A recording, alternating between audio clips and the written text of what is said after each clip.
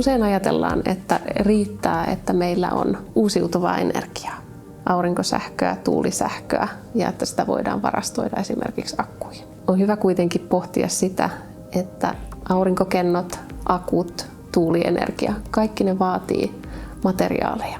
Ja voidaanko nämä energialaitteet rakentaa niin, että ne pystytään kierrättämään esimerkiksi, että jos ne sisältää harvinaisia metalleja esimerkiksi, jota ei pystytä korvaamaan.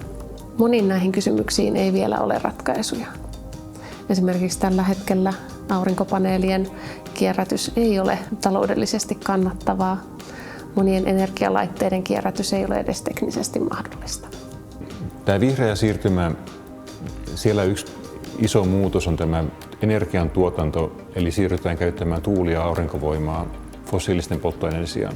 Näissä se ongelma on kuitenkin se, että me tarvitaan sitä energiaa myös silloin, kun ei ole aurinkoa eikä tuulta, eli tarvitaan jotain energiavarastoja. Siihen on olemassa jotain ratkaisuja, mutta se ratkaisut ei tällä hetkellä ole riittävän isossa skaalassa, eli sinne tarvitaan lisää vaihtoehtoja.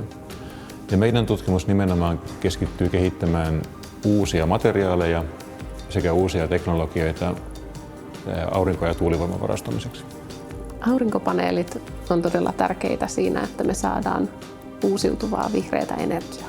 Lisäksi me halutaan tuottaa aurinkopaneeleita niin, että niiden materiaalivalinnat on kestävän kehityksen periaatteiden mukaisia. Paneelit on mahdollisimman pitkäikäisiä ja lisäksi ne rakenteet, mitkä meillä paneeleissa on ja ne materiaalit olisi valittu niin, että ne paneelit olisi kierrätettävissä. Ja sitten kun meillä on aurinkopaneelit, jotka tuottaa sähköä meidän pohjoismaiseen sähköverkkoon, niin miten me asennetaan ne paneelit vaikuttaa hyvin paljon siihen, milloin ne tuottaa sähköä ja mikä on energiavarastoinnin tarve ja mikä on varavoiman tarve.